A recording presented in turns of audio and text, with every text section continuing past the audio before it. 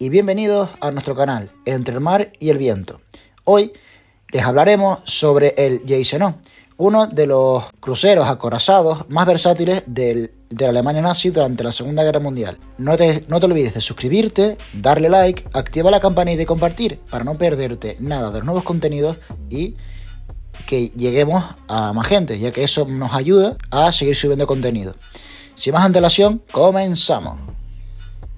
El Gneisenau fue el segundo buque de la clase Scharnhorst, aunque en la práctica fue el primero en ser planificado desde cero, con la configuración definitiva. Su quilla fue colocada el 6 de mayo de 1935 en los astilleros Deutsche Werke de Kiel, con número de construcción 246.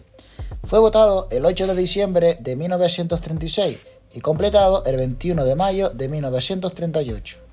El diseño del Gneisenau fue resultado del compromiso entre el Tratado de Versalles y las ambiciones navales del Tercer Reich. Aunque oficialmente clasificados como acorazados por la Kriegsmarine, estas unidades fueron en realidad cruceros de batalla con blindaje inferior al de otros acorazados contemporáneos, pero con gran velocidad y versatilidad. Respecto a la Lora, Slora tenía 234,9 metros, tras las modificaciones de prueba, donde se eliminó el ancla central. Anteriormente era de unos 229 metros. Su manga era de 30 metros y su calado máximo de 9,9 metros. En cuanto a su desplazamiento, era de 32.100 toneladas estándar y hasta 38.900 toneladas a plena carga.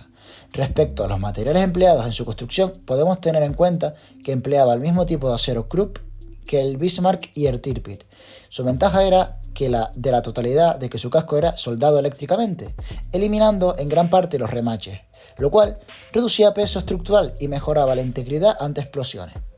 Tenía una distribución interna con compartimentos estancos y doble fondo en el 92% de las loras, con compartimentación avanzada para la época, evitando riesgos e inundaciones innecesarias en el fragor de la batalla, aportando más seguridad a su tripulación y reforzando la integridad estructural del mismo acorazado. El Gneisenau de la clase Scharnhorst fue uno de los acorazados más importantes de la Kriegsmarine, famoso por su agilidad, poder de fuego e impacto que tuvo en las operaciones de la Segunda Guerra Mundial, con un diseño orientado a combinar el poder de fuego de los acorazados tradicionales con la velocidad de los cruceros de batalla. El Gneisenau tuvo un papel destacado en la guerra naval, particularmente en el Atlántico y en el Mar del Norte. El acorazado Gneisenau fue uno de los buques de guerra más emblemáticos de la Kriegsmarine durante la Segunda Guerra Mundial, junto a sus gemelos Scharnhorst y al Bismarck y Tirpitz. Este tipo de acorazados pertenecía a la misma clase y fue concebido inicialmente como un crucero de batalla mejorado, aunque por razones de propaganda y clasificación estratégica fue denominado oficialmente como acorazado, para imponer más respeto a los enemigos. Su historia operativa se extiende desde los primeros días de la guerra hasta los finales del conflicto, siendo testigo y protagonista de múltiples misiones de incursión, batallas en el Atlántico, conversiones estructurales y finalmente su sacrificio como bloqueo en Gotenhafen en 1945, donde fue hundido intencionalmente y posteriormente rescatado por los polacos en 1951. Esta clase surgió como la renovación de la flota alemana, debido a que el Tratado de Versalles les mermó la capacidad de modernización de la flota hasta que mínimo tuvieran 20 años los que les permitió Inglaterra tener, Francia y Estados Unidos, luego de la consecuente derrota de las potencias centrales en 1918. Para el momento de la puesta en grada, el 6 de mayo de 1935, los Dreadnought Hessen ya estaban obsoletos y tenían más de 20 años. Su contrato se le denominó como Ersatz Hessen, bajo el nombre de contrato E. Como ya mencioné en la parte anterior, su construcción fue llevada a cargo de los astilleros de Deutsche Werke en Kiel, colocando su quilla el 6 de mayo de 1935, votado el 8 de diciembre de 1936 y comisionado oficialmente por la Kriegsmarine el 21 de mayo de 1938.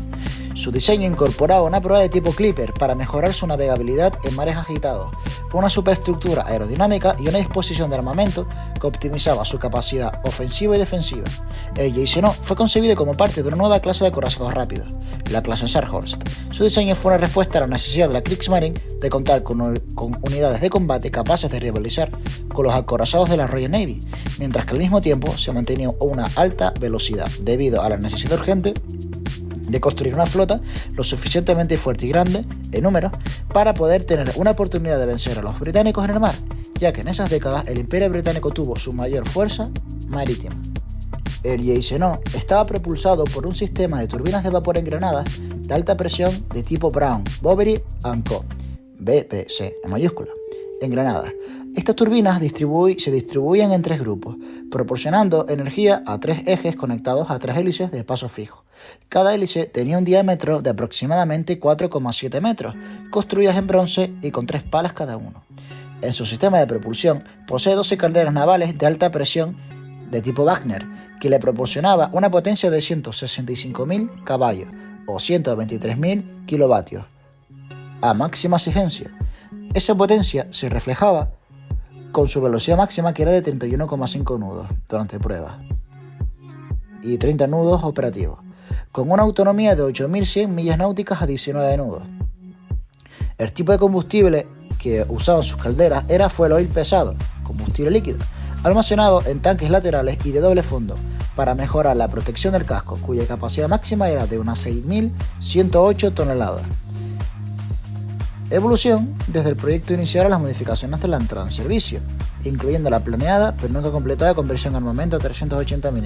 Es decir, que este buque iba a tener una evolución para modificar su armamento y aumentar el calibre de los cañones principales, pero nunca se llevó a cabo, ya que el mismo Hitler canceló estas operaciones.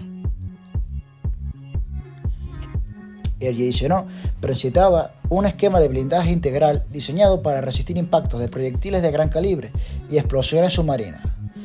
En cuanto a su cinturón acorazado, tenía 350 milímetros en la sección central del casco, con una inclinación que oscilaba entre los 12 a 21 grados hacia el interior, para aumentar la efectividad balística, que cubría la zona central, como ya mencioné, los pañoles, es decir, que iba desde la torre de proa hasta la torre de popa, cubriendo toda la ciudadela central.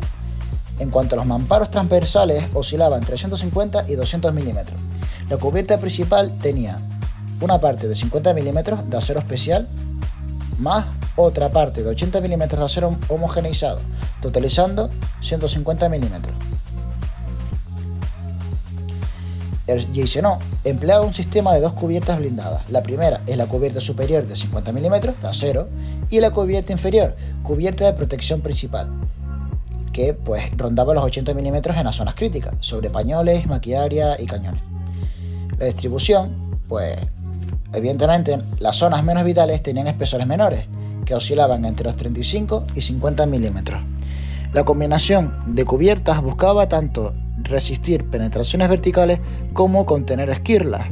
Este tipo de blindaje era efectivo contra bombas aéreas de peso medio, pero vulnerable a impactos directos de bombas de 500 kilos o más, como se demostró en el ataque aéreo de febrero de 1942. Es decir, que lo podemos resumir en lo siguiente: la cubierta superior entre 20 y 50 milímetros, su torreta principal tenía un blindaje frontal de 360 milímetros de acero cementado Krupp, los laterales de los cañones tenían 200 milímetros, el techo de los cañones 180 milímetros y la parte trasera también 180 milímetros. Cabe destacar que los laterales, el techo y la parte trasera estaban ligeramente inclinados. Estas cifras hacían que la protección frontal pudiera resistir impactos de artillería pesada, aunque no eran impenetrables frente a proyectiles de 381 milímetros a distancias cortas.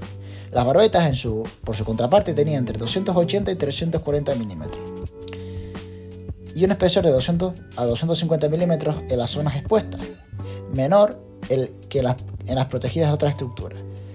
El propósito de esto es proteger los elevadores de munición y mecanismos de carga vertical. En cuanto a la torre de mando, era la zona más protegida del buque, concebida para resistir impactos directos de artillería pesada. En cuanto a su frontal, tenía 350 milímetros, igual que los laterales, mientras que el techo tenía un espesor de 200 milímetros. El casco de Gneisenau estaba dividido en 21 compartimentos estancos longitudinales, complementados por numerosos compartimentos transversales. Esta compartimentación permite contener inundaciones y daños estructurales en caso de impacto, aumentando significativamente la supervivencia del buque en combate. El Gneisenau presentaba un esquema de blindaje integral diseñado para resistir impactos de proyectiles de gran calibre y explosiones submarinas. También tenía un sistema contra inundación automático, ya que el Gneisenau estaba equipado con un sistema contra inundación automático que permitía aislar los compartimentos dañados y evitar que el agua se propagara por el casco. También tenía resistencia a los impactos, ya que, a pesar de los grandes daños sufridos en el bombardeo de 1942, con la compartimentización y los sistemas contra inundación permitieron a la tripulación prevenir daños aún mayores. Por ejemplo, tras el impacto en Kiel, los tripulantes lograron inundar el pañol de municiones evitando una explosión catastrófica. En cuanto al casco submarino y la protección antitorpedo, contaba con un sistema multicapa de protección antitorpedo compuesto por 4 compartimentos longitudinales en el casco, de los cuales el primero, el más cercano al casco externo, estaba vacío. El segundo era un espacio relleno con líquidos o vacío. El tercero contenía sistemas estructurales de absorción.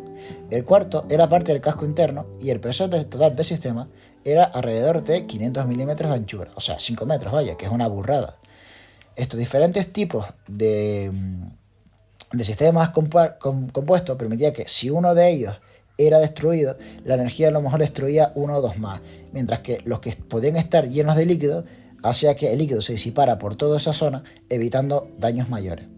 Este sistema estaba diseñado para resistir explosiones de torpedos, con cargas de hasta 300 kilogramos de TNT, aunque no era completamente efectivo contra torpedos modernos de cabeza múltiple o cargas superiores. Esto ya a finales del conflicto.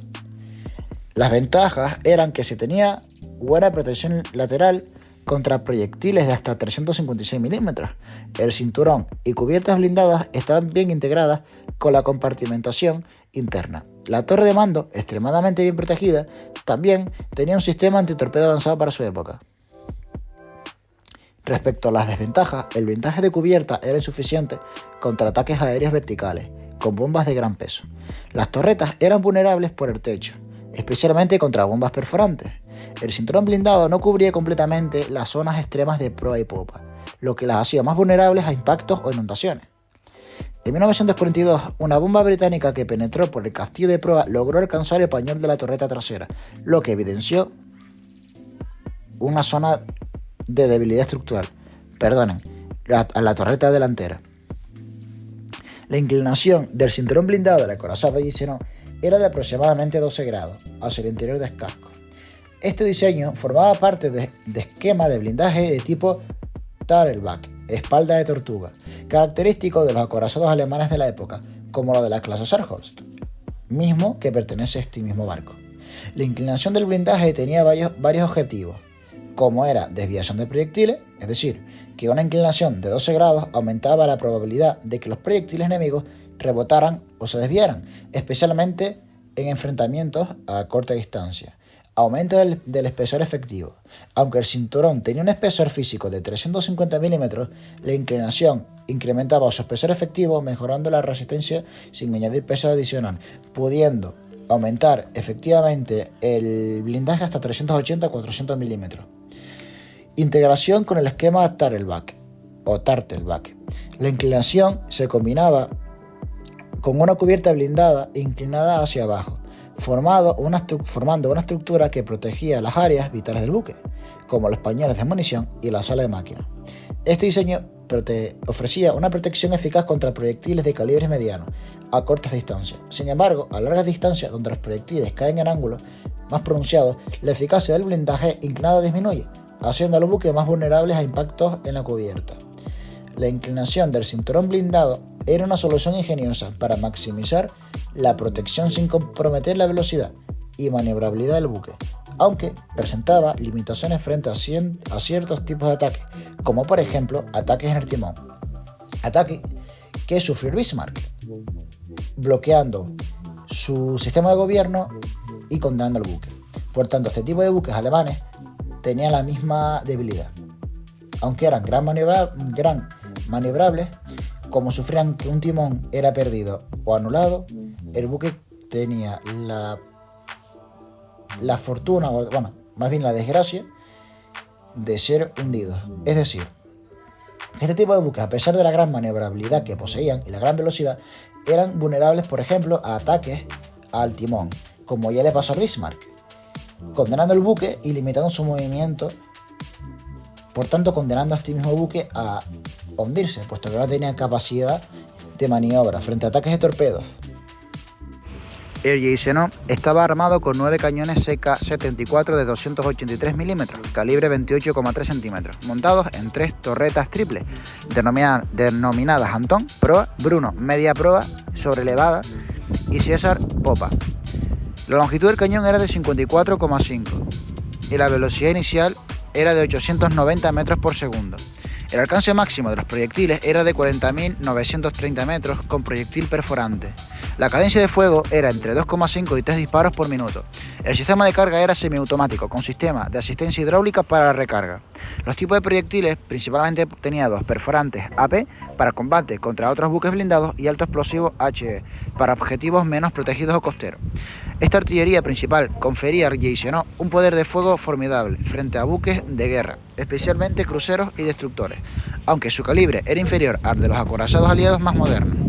El buque contaba con una potente batería secundaria compuesta por 12 cañones CKC-28 de 150 milímetros, montados en 6 torretas dobles, distribuidas a lo largo de la superestructura. El alcance máximo era de 23.000 metros y la cadencia de fuego era entre 6 y 8 disparos por minuto. La utilidad era pues para defensa contra destructores y buques ligeros, apoyo artillero costero y ataques contra convoyes. Estos cañones ofrecían una capacidad intermedia entre la artillería pesada principal y la artillería antiaérea.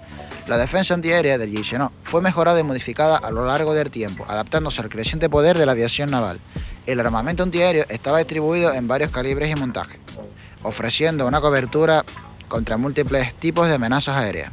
Los cañones eran de 105 milímetros. La cantidad poseía 14 cañones CKC-33 de 105 milímetros en montajes dobles. La velocidad de disparo era de hasta 15 disparos por minuto.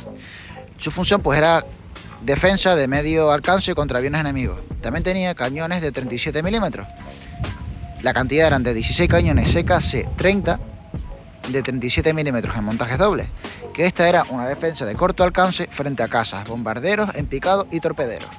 Y cañones de 20 milímetros, que tenía una cantidad de entre 10 a 20 cañones flak de 20 milímetros, dependiendo del momento de la guerra y modificaciones.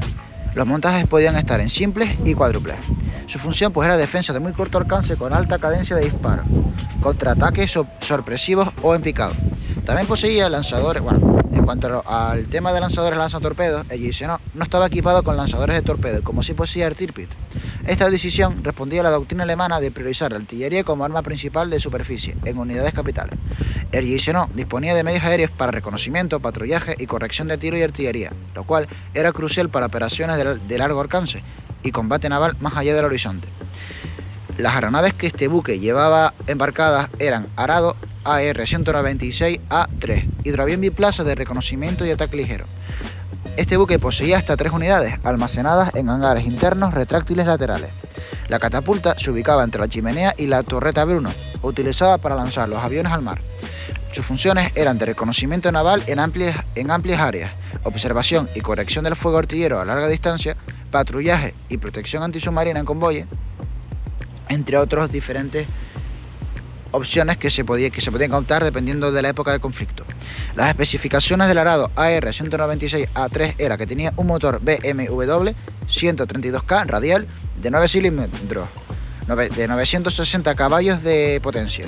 La velocidad máxima era de 311 km por hora. Su autonomía era de 1080 km y su armamento aéreo tenía 2 ametralladoras MG-17 de 7.92 milímetros montadas en el morro, 2 cañones MG-FF de 20 milímetros en las alas, una ametralladora flexible MG-15 para defensa trasera y cargas de bombas, hasta 2 bombas de 50 kilos o una bomba de 250 kilos bajo el fuselaje. El Arado AR-196A3 era considerado uno de los mejores hidroaviones embarcados de la Segunda Guerra Mundial, con una notable maniobrabilidad y potencia de fuego para su tamaño. En conjunto, el armamento y los sistemas de aviación del Gneisenau representaban una combinación equilibrada de potencia ofensiva y defensiva, adecuada para su papel en operaciones de incursión naval y combate contra convoyes. No obstante, la evolución del conflicto y las limitaciones del calibre de su batería principal motivaron planes para modernizar el buque, incluyendo el reemplazo de sus cañones obsoletos de 253 milímetros por otros de 380, aunque esta conversión nunca se completó. En cuanto a las operaciones en activo, tuvo también unas operaciones entre preguerras y entrenamiento antes de la Segunda Guerra Mundial, ya que tras su entrada en servicio, el JSON participó en ejercicios de entrenamiento y patrullas en el Mar del Norte y Báltico, preparándose para futuras operaciones de combate y para el inminente estallido de la Segunda Guerra Mundial.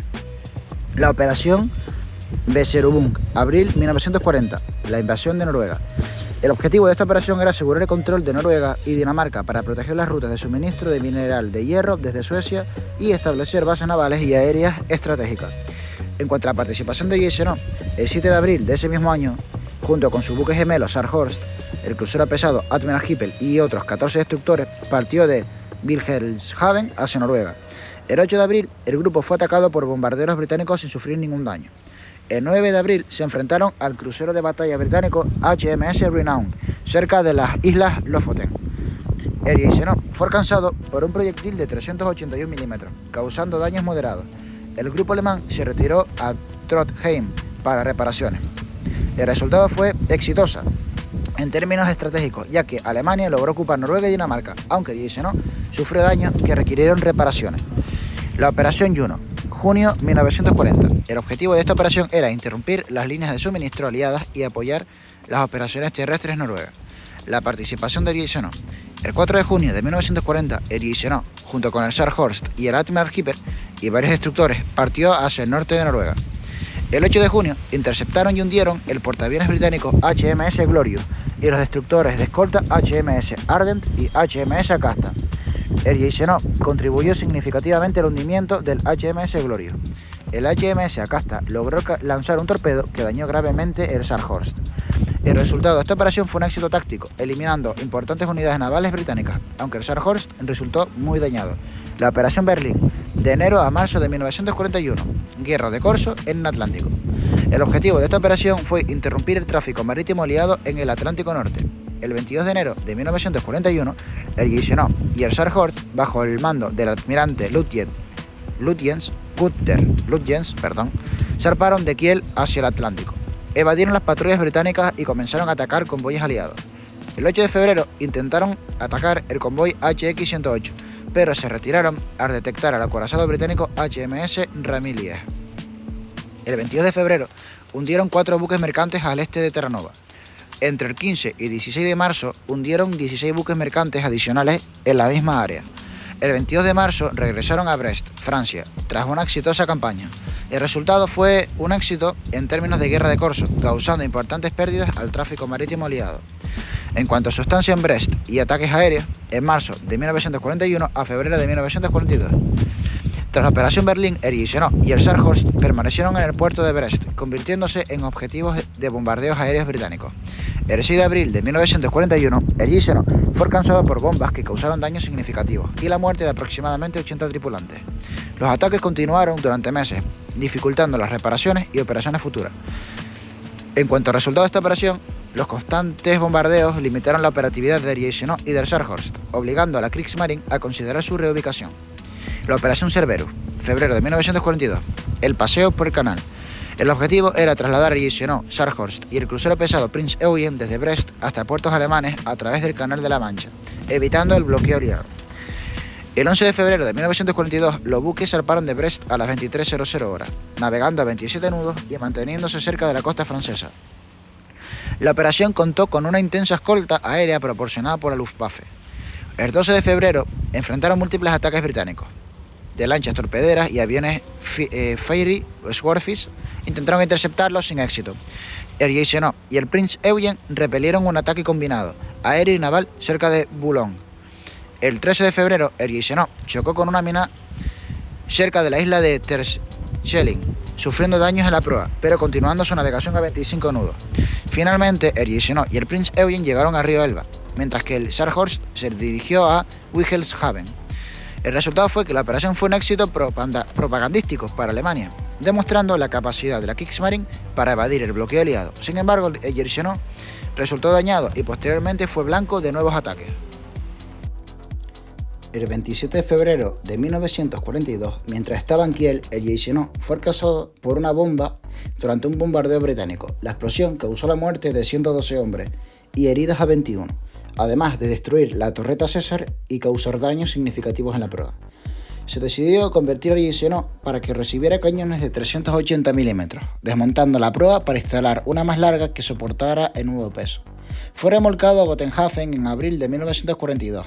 Sin embargo, en enero de 1943, Hitler ordenó suspender todas las reparaciones navales, dejando a Gneisenau fuera de servicio. Desarmado y con sus torretas reutilizadas como baterías costeras, el Gneisenau fue hundido el 27 de marzo de 1945 en la entrada del puerto de Gotenhafen. Como buque de bloqueo reflotado por los polacos el 12 de diciembre de 1951, fue desguazado posteriormente. La torreta César fue instalada como defensa costera noruega y se conserva como museo en ese mismo país. El 26 de febrero de 1942 fue alcanzado por bombas en Kiel, como mencioné, causando graves daños y la muerte de más de 120 tripulantes, entre heridos y fallecidos.